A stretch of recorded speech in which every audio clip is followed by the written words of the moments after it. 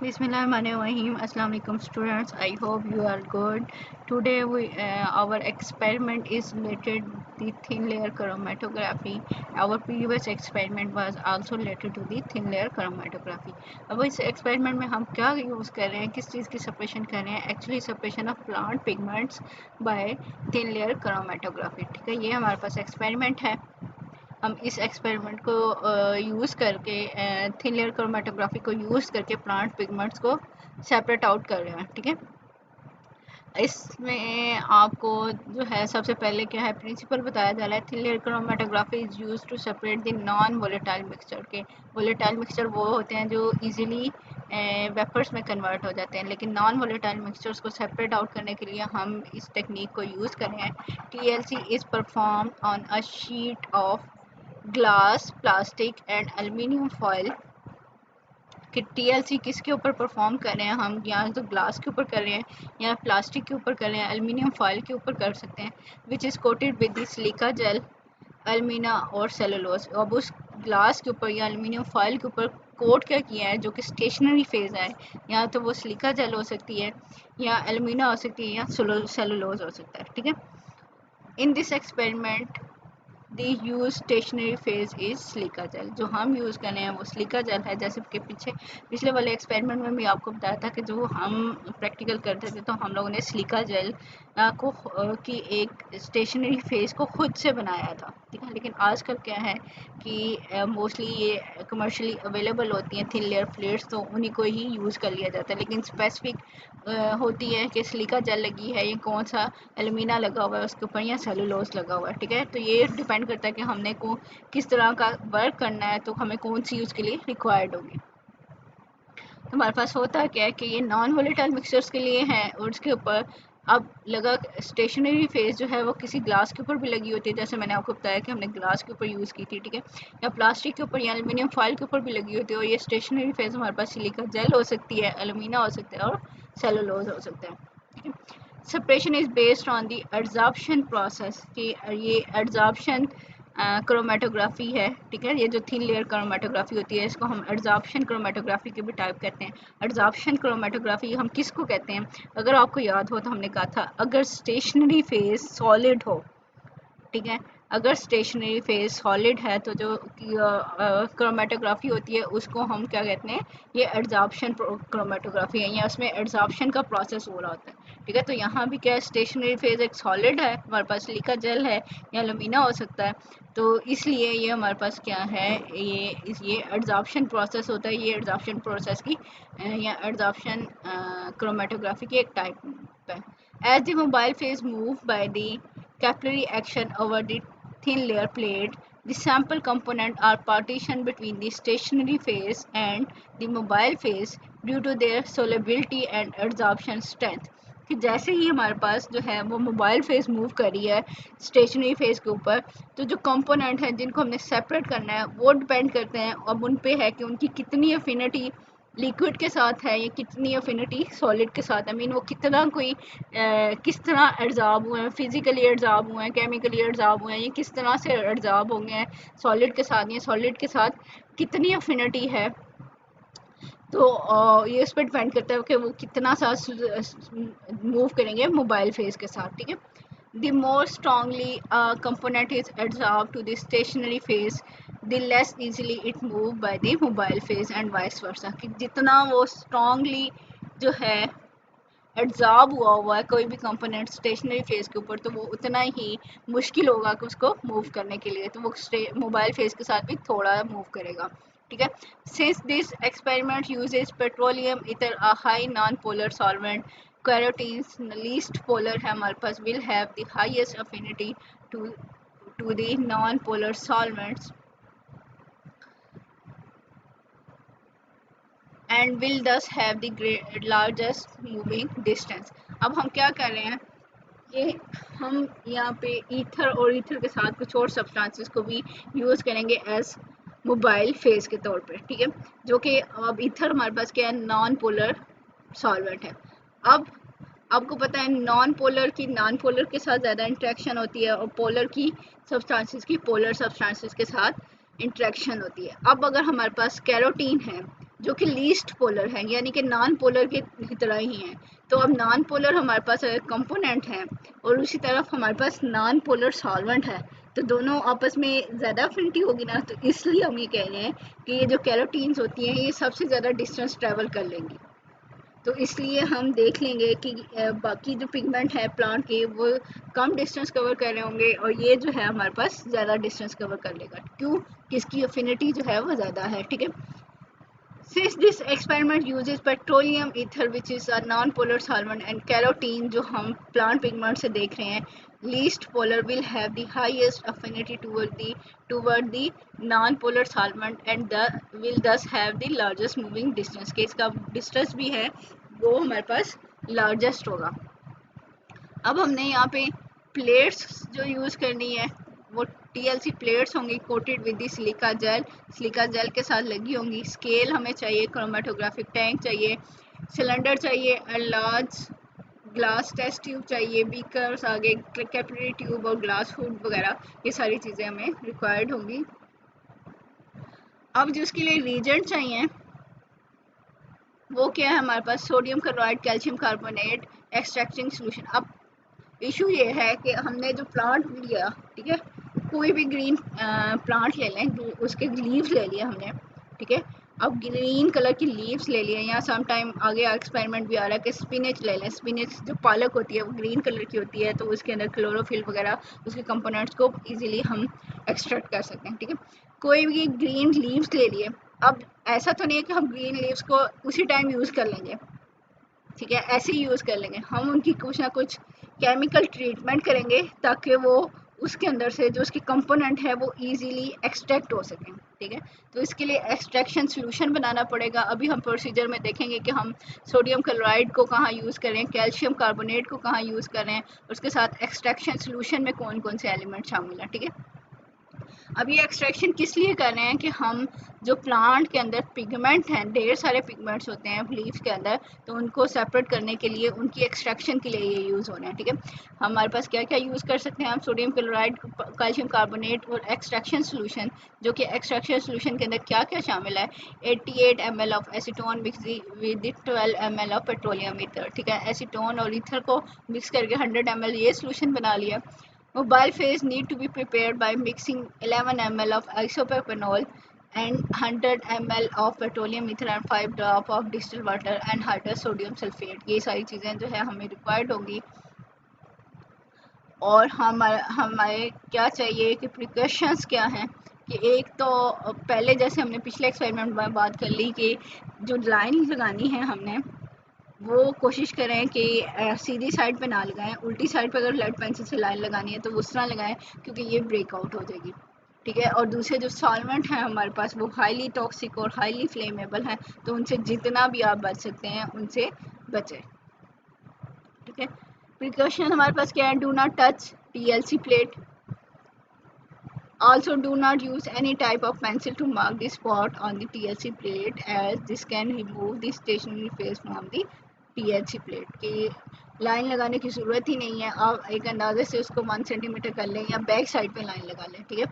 Petroleum ether जिसे हम diethyl ether भी कहते हैं and isopropanol are highly volatile and highly flammable, ठीक है, कि बहुत जल्दी इवेपोरेट हो जाते हैं। जैसे ही आप उसकी बोतल खोलोगे तो जल्दी से वो इवेपोरेट होना शुरू हो जाएगा। और फ्लेमेबल हैं, उनको जल्दी से आग लग जाती है। These present a high fire risk especially even if open flame are available in the laboratory, कि कहीं लेबॉर्ट्री में कहीं लैंप ऑन है या फायर है, कहीं ना कहीं अगर गैस को यूटिलाइज किया जा रहा है तो क्या है, ये जल्दी से आग को पकड़ लेंगे, ठीक है। तो इसलिए अगर लेबॉर्ट्री में यूज़ भी हो रही है तो उसे बंद कर देना चाहिए। Also avoid injection and inhalation of this chemical as these are suspected carcinogenic, ये कैंसर काज करने के लिए इनको कंसिडर किया जाता है कि ये कैंसर काज करते हैं, तो इसलिए इनको कम से कम यूज़ करना चाहिए, ठीक है। Acetone and isopropanol are highly flammable, के हाईली फ्लेमेबल हैं, जितना इनको फायर से बचाए उतना अच्छा है। अब प्रोसीजर में हमने करना क्या है, ठीक है। Place mobile phase into the chromatographic chamber, की क्रोमेटोग्राफिक चैम्बर या टैंक के अंदर रखें और उसको इतना फिल करें कि जो TLC प्लेट है उसका जहाँ पे हमने सैंपल की लाइन लगानी है वो नीचे हो, ठीक है। उस सैंपल उससे ऊपर नहीं होना चाहिए। The mobile phase should totally cover the bottom of the chamber to the depth of approximately 1 centimetre तक होनी चाहिए, ठीक है। इससे ज़्यादा हम डालेंगे तो क्या है, वो हमारे पास जो थिन लेयर प्लेट है उसको सैंपल को भी टच कर सकती है। Keep chamber closed by placing its lid on the top so that the evaporation does not change the composition of the mobile phase। कि उसका क्या करें कि अब आपको पता है कि हाईली वोलेटाइल सॉल्वेंट है, तो वो अगर वो ओपन ही रहेंगे तो जल्दी से उड़ जाएंगे, ठीक है, तो उसकी कंपोजिशन चेंज हो जाएगी। इसलिए बेहतर है कि इसको जो है कवर करके रखा जाए टैंक को। It will take 30 to 45 minutes to saturate the chamber with the mobile phase vapors। के वेपर्स में कन्वर्ट हो बहुत जल्दी हो जाते हैं, और 20-30 मिनट के अंदर क्या है, ये सारे के सारा उसमें लिक्विड फेज भी होगी और वेपर फेज भी होंगे यहाँ पे। मीनवाइल अब जो 30 मिनट वेट जो करना है उसके लिए हम लोग उस टाइम में क्या कर सकते हैं कि जो प्लांट पिगमेंट लिया है हमने उसके अंदर से पिगमेंट को एक्सट्रैक्ट कर लेते हैं, ठीक है।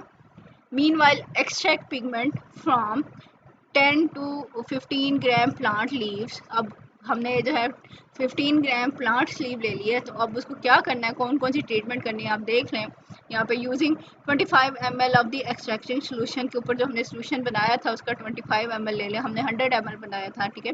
अभी हम उसका 25 ml ले रहे हैं। And 2 to 3 gram of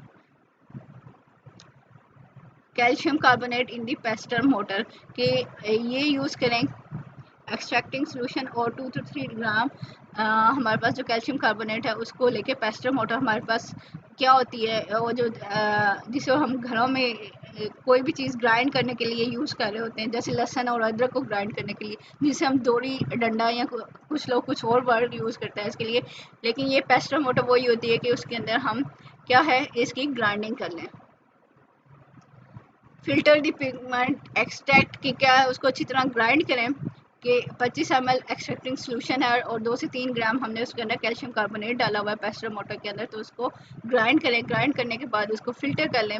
put filtrate into a separating funnel. आप लोगों ने सेपरेटिंग फनल भी देखी होगी जिसमें दो तरह की अलग-अलग लिक्विड डाले जाते हैं, तो क्या होता है जो भी सब्सटेंस की अफिनिटी जिसके साथ है वो उसमें चला जाता है और दूसरी लेयर को हम वैसे डिस्कार्ड कर देते हैं, ठीक है। अब यहाँ पे क्या है कि इस फिल्ट्रेट को हम क्या कर रहे हैं कि सेपरेटिंग फनल के अंदर डाल रहे हैं। उसके अंदर क्या क्या डाला हुआ है हमने, containing 20 ml of the 10% aqueous sodium chloride solution and 20 ml of petroleum ether and shake it vigorously. उसको हम शेक करते हैं तो हमारे पास जो प्लांट के पिगमेंट है वो उसकी अफिनिटी देखेंगे अपनी कि वो NaCl सोल्यूशन के साथ है या पेट्रोलियम ईथर के साथ है, ठीक है। तो जिसके साथ उसकी अफिनिटी ज़्यादा होगी वो उसमें चले जाएंगे और दूसरी लेयर जो है वो सेपरेट हो जाएगी। अब क्या है, अब इसको कई दफ़ा हम ऐसे शेक करते रहेंगे तो एक लेयर ऐसा टाइम आएगा कि एक दो लेयर सेपरेट सी आपको नजर आएंगी।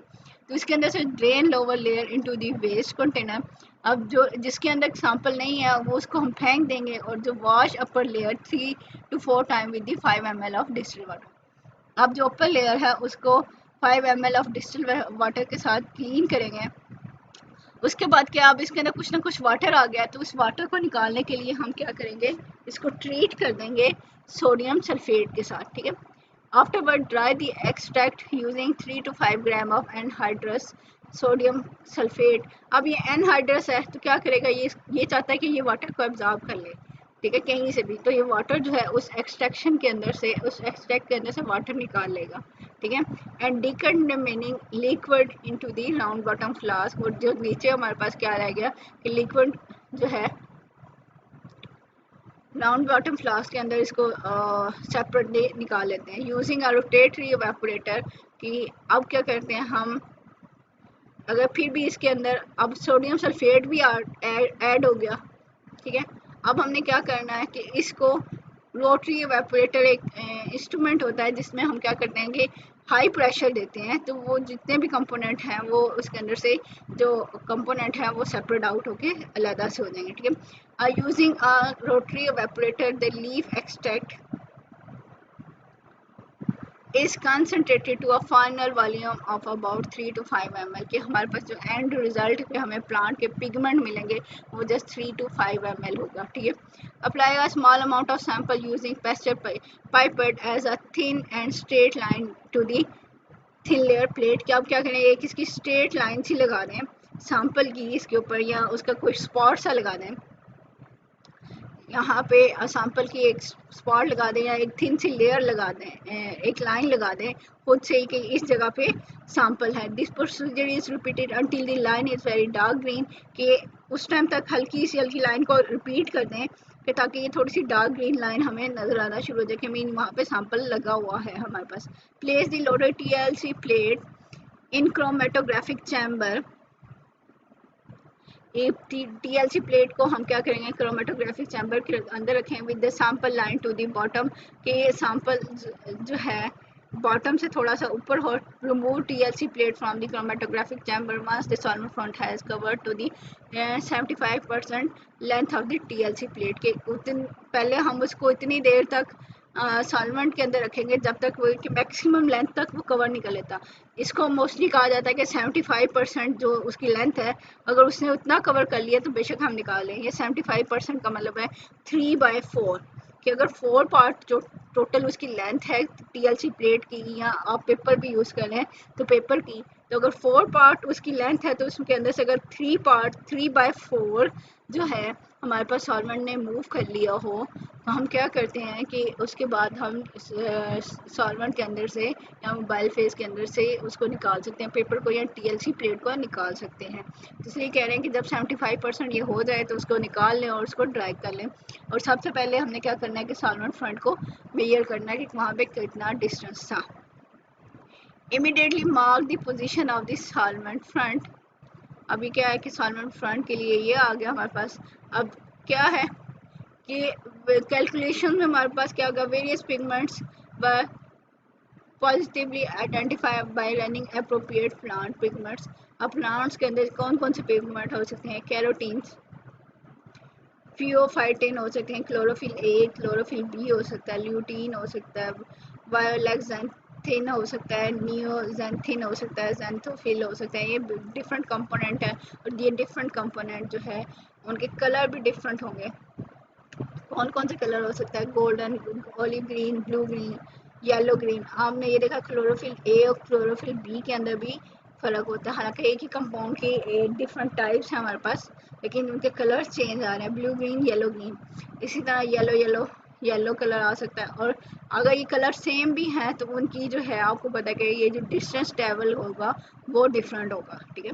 कितना डिस्टेंस उन्होंने ट्रेवल किया और सॉल्वेंट फ्रंट कितना था और वहाँ से RF वैल्यू निकाल सकते हैं। कलर से आपको पता चल देगा कि ये कलर जो गोल्डन कलर है वो कैरोटीन का है, ब्लू ग्रीन कलर किसका है किसका नहीं है। तो हम रिजल्ट निकाल सकते हैं कि हमारे पास जो रिजल्ट में क्या है, the given plant sample were found to contain carotene, pheophytin, chlorophyll with the following RF values. आप RF वैल्यूज निकाल के RF वैल्यूज लिखेंगे रिस्पेक्टिवली। अगेन हमारे पास लैब क्वेश्चंस आ जाएंगे। आप इन लैब क्वेश्चंस को लाजमी पढ़िएगा, इसमें बहुत सारी इंफॉर्मेशन दी गई है।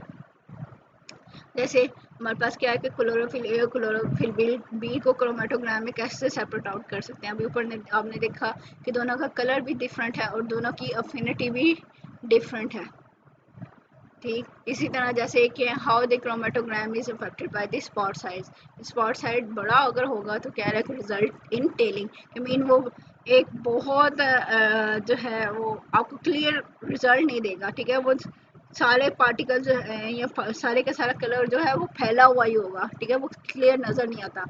इसी तरह और भी बहुत सारी उन्होंने क्वेश्चंस किए हुए हैं, बड़े इंफॉर्मेटिव क्वेश्चन है। आप इसके बारे में क्रोमेटोग्राफी के बारे में जनरल क्वेश्चंस भी हैं और सारे इस तरह के क्वेश्चंस हैं जो कि आपके वाइवा के अंदर हेल्प आउट कर सकते हैं और आपको मदद दे सकते हैं और आपने अच्छे तरीके से इसको स्टडी करना है, ठीक है।